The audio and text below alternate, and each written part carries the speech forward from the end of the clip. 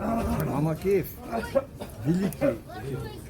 Он 30 лет тому назад ушел с работы. Он не работает. О чем идет слово Мамакеев, не пойму я. Ну, вот мечеть на территории легально. Как? Мечеть на территории больницы легально. Мечеть на территории, Мамакеев хотел его снести, он не мог.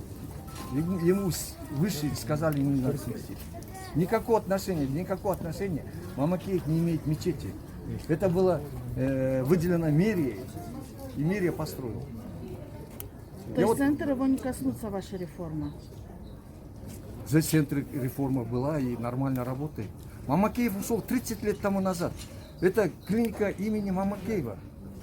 И поэтому Он же человек тоже отдыхает детей поставил там на должности. Я говорю, была информация, что он детей своих на должности У поставил. него только один сын, менеджер. Он не хирург, ничего, он менеджер. Я бы, если бы таких людей бы нашли бы, я везде бы поставил бы таких менеджеров. А вот здесь тоже менеджера поставил бы. И мне вот задают вопрос про Мамакеева, я удивляюсь. Еще вам хочу сказать, я